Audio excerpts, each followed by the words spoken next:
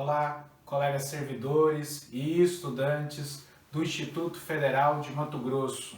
O meu nome é Matheus de Mesquita e Pontes, também sou servidor do Instituto Federal de Mato Grosso, lotado no Campus Cáceres e docente da área de História. E eu estou aqui para dar início à nossa primeira videoaula sobre o curso de Educação para Direitos Humanos. E nós teremos ao transcorrer do nosso componente curricular duas videoaulas, sendo que a primeira, que é esta agora que vocês estão assistindo, irá abordar desde as primeiras discussões que alguns intérpretes dos direitos humanos falam que é a gênese dos direitos humanos, perpassando pelas revoluções burguesas, que é a base dos direitos humanos que nós conhecemos na contemporaneidade, até a realidade contemporânea, atual dos direitos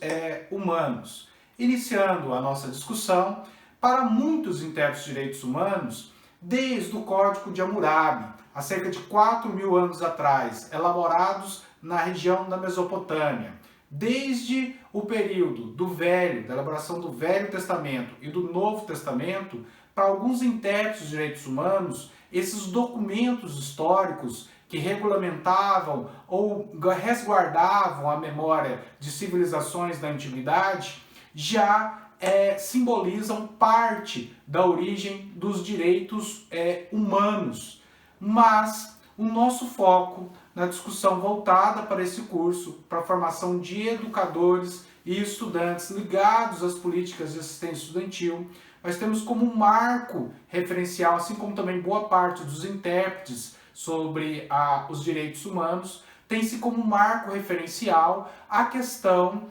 dos direitos humanos após as revoluções burguesas. Integra-se à dinâmica das revoluções burguesas a Revolução Gloriosa da Inglaterra ao final do século XVII, a Revolução Industrial que torna a Inglaterra enquanto a potência econômica na dinâmica do século XVIII, o processo de independência dos Estados Unidos, que é tratado como a Revolução Americana, que ocorre também de forma concomitante com o período da Revolução Política na França. E essa última, em especial, é que marca a sociedade contemporânea. Por quê? Porque a Revolução Francesa, ela destrói paradigmas da sociedade que nós temos hoje. Iniciando aí a discussão, a Revolução Francesa, ela destrói os privilégios da nobreza, destrói os privilégios existentes da monarquia, que anteriormente era uma monarquia absolutista, em que não ouvia o conjunto da sociedade civil. A Revolução Burguesa política na França, ela dá margem para os desejos populares, margem para a construção dos primeiros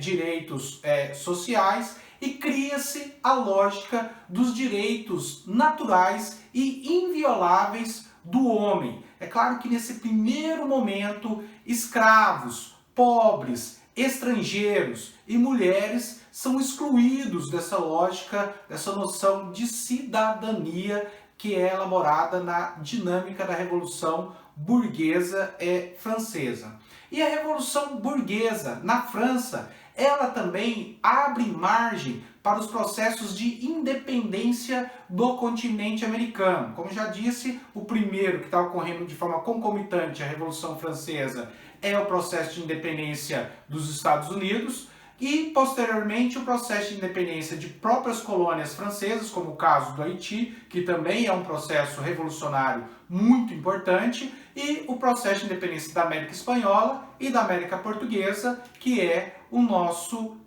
caso. A Revolução Francesa, além de questionar e destruir o absolutismo, dela vai se sair um documento que é o pontapé da noção de conhecimento de direitos humanos na contemporaneidade, que é o documento da Declaração dos Direitos do Homem e do Cidadão, em que um conjunto de lemas estará expresso nesse documento, que é os lemas liberdade, igualdade e fraternidade, que hoje delineia praticamente boa parte das constituições do mundo ocidental, inclusive a Constituição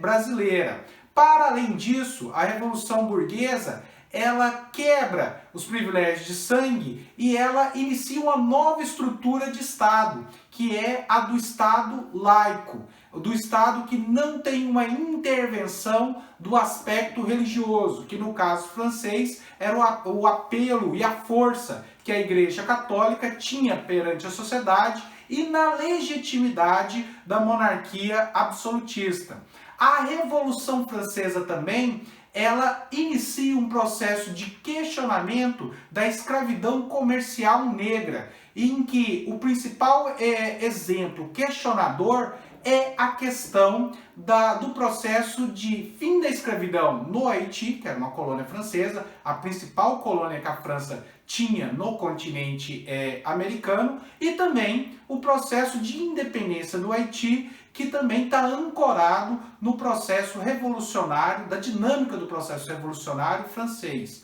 Como também no processo revolucionário francês, por mais que não tenha um avanço nos direitos políticos e das mulheres elegerem seus representantes, na dinâmica da Revolução Francesa, as mulheres vão ao espaço público questionando a nobreza, questionando os direitos, os privilégios monárquicos, e a mulher foi fundamental no processo da luta, da conquista do espaço público, por mais que no primeiro momento as mulheres, como já disse, não vão conseguir esse direito político. E no âmbito da educação, que é o nosso espaço de trabalho e de discussão, que tem a ver, obviamente, com o nosso curso, é na dinâmica da Revolução Francesa que vai se criar a lógica que nós conhecemos atuais de escola pública, e de escola pública de perfil laico voltada ao aspecto científico. A Revolução Francesa, como eu disse para vocês, um dos principais documentos, para além da Constituição, das constituições francesas que vão emergir na dinâmica do processo revolucionário francês, existe a Declaração dos Direitos do Homem e do Cidadão, que foi feito em 1789. E boa parte desses documentos ajuda hoje a nortear as legislações pelo mundo. Aí aqui eu quero apresentar para vocês alguns artigos, como o primeiro artigo da Declaração dos Direitos do Homem e do Cidadão, em que todos os homens nascem e são livres e iguais em direitos. Isso, por exemplo, está presente na nossa Constituição brasileira. E o artigo 2º, que o fim de associação política é a conservação dos direitos naturais e imprescindíveis do homem. Isto é, o homem, para garantir seus direitos, é essencial a sua organização coletiva. Também no seu artigo 3º, que tem a ver com o nosso processo de independência do continente americano, e como também a discussão contemporânea da nossa soberania nacional, o artigo 3º fala que o princípio de toda soberania reside essencialmente na nação. O artigo 4º fala que a liberdade consiste em poder fazer tudo aquilo desde que não prejudique outrem. A lei, que é a elaboração daquilo que vai regulamentar a sociedade, no seu artigo 6º fala que é a expressão da vontade nacional. No artigo 11º, fala-se sobre a questão da liberdade de opinião e de expressão das opiniões. E no artigo 17º, como é uma revolução burguesa, a garantia da propriedade, da lógica da propriedade privada, que é posto como um direito inviolável e sagrado. Lógica também que está presente na nossa Constituição atual brasileira de 1988. É óbvio que as revoluções burguesas foram revoluções limitadas. Elas vão só um determinado período no avanço da questão dos direitos sociais. De pouco se avança o direito da cidadania às mulheres, aos negros, à classe trabalhadora que estava por um processo de surgimento e crescimento dentro da sociedade ali no final do século XVIII, perpassando para o século XIX. E mesmo na dinâmica da Revolução Francesa e na Declaração dos Direitos do Homem e do Cidadão, apontar para a questão da soberania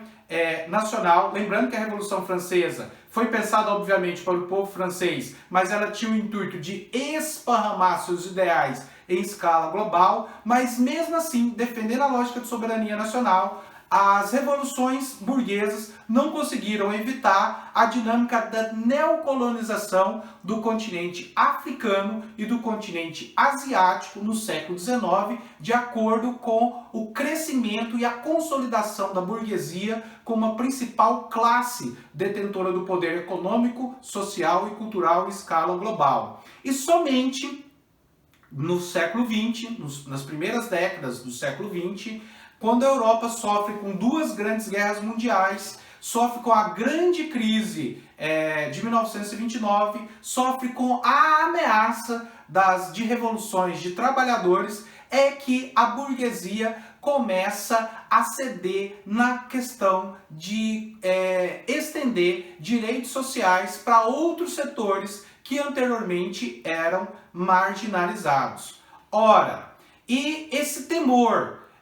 da burguesia, que é um temor revolucionário no início do século XX, como eu já disse, está ligado à dinâmica da Primeira Guerra Mundial, que vai de 14 a 18 e que exterminou mais de 30 milhões de pessoas, e isso é apenas uma estimativa, e isso, com a dinâmica da Primeira Guerra Mundial, acaba impulsionando que os trabalhadores russos, em aliança com o campesinato, em aliança com soldados de baixa patente, promovam a Revolução de 1917, que serviu de exemplo para o conjunto do operariado em escala global. Somente duas revoluções do mundo tentaram ultrapassar os seus limites nacionais, como a Revolução Francesa e a Revolução Russa de 1917. E na Revolução Russa também teve um número muito grande de mortos no seu processo de consolidação, que estima-se em cerca de 10 milhões de pessoas. Lembrando que os estados burgueses no início do século XX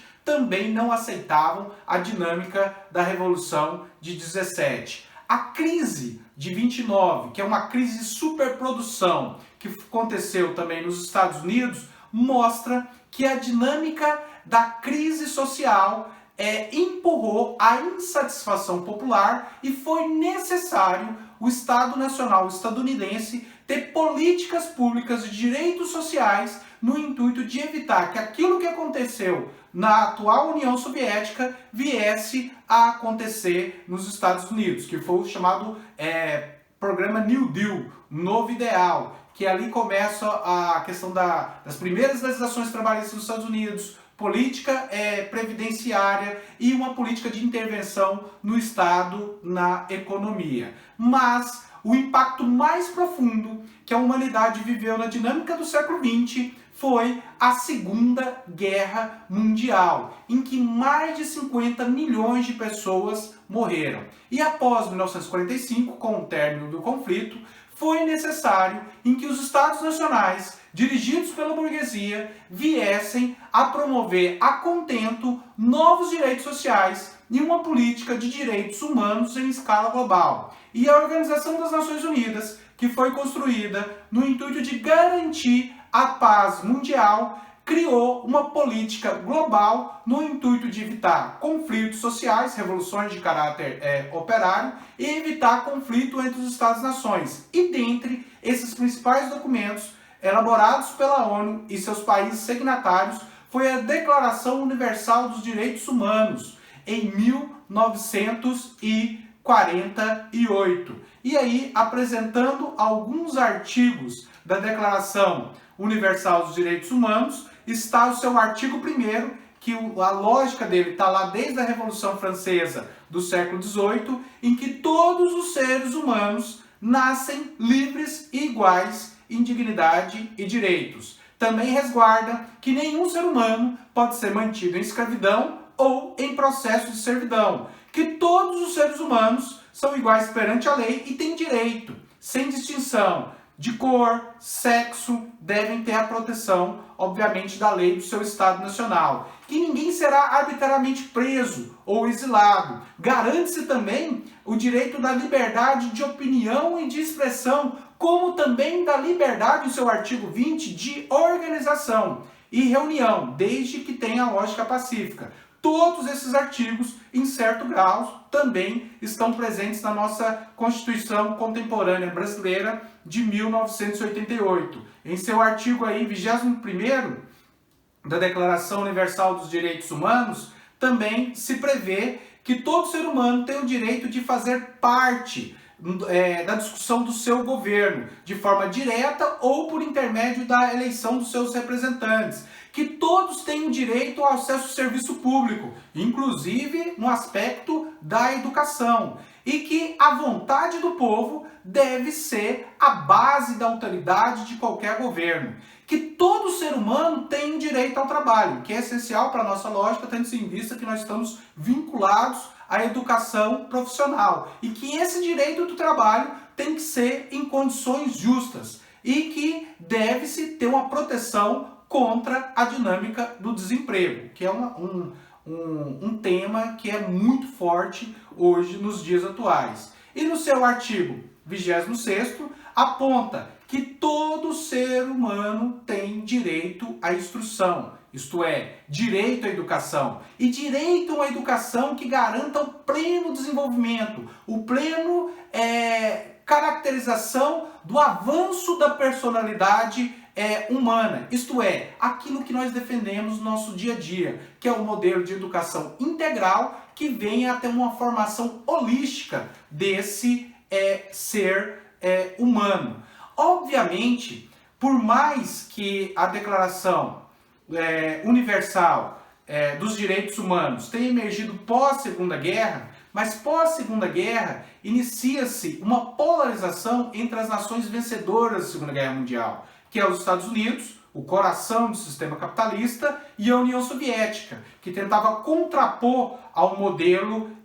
capitalista. E essa polarização, nos primeiros momentos do pós-Segunda Guerra Mundial, acabou atrapalhando o desenvolvimento e o aprofundamento dos direitos sociais e dos direitos humanos. Na década de 1960, com um conjunto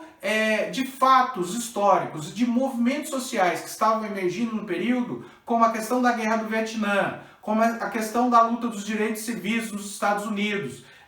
para a questão da emancipação plena da população negra, da questão dos direitos das mulheres, da questão dos direitos das minorias indígenas, de imigrantes, acabou se abrindo uma discussão muito forte no interior da Organização das Nações Unidas sobre a questão dos direitos humanos voltados aos aspectos civis e políticos e os direitos humanos nos caráteres econômico, social e cultural. E isso levou a ONU, em 1966, a elaborar dois pactos. Um pacto em torno sobre a questão dos direitos civis e políticos e outro pacto voltado à questão dos direitos humanos no aspecto econômico e social. Essa lógica, infelizmente, gerou uma polarização e uma tentativa de sobreposição entre esses possíveis direitos humanos e sociais. Somente após a dinâmica da Guerra Fria, em 1933, um ano antes já havia ocorrido o fim da União Soviética, é que a ONU, através das suas conferências, principalmente a Conferência de Viena, na Áustria, que vai apontar que existe uma necessidade da integralidade dos direitos humanos e que os países signatários da criação da ONU deveriam elaborar políticas públicas via os seus planos nacionais de direitos humanos para concretizar os direitos humanos nos seus países. Prezados colegas, prezados estudantes, essa é a nossa primeira videoaula e convido vocês a assistir a segunda videoaula em que vamos abordar um pouco de concepção de direitos humanos, a história dos direitos humanos no Brasil e sobre a limitação contemporânea na aplicabilidade dos direitos humanos. Até a próxima videoaula.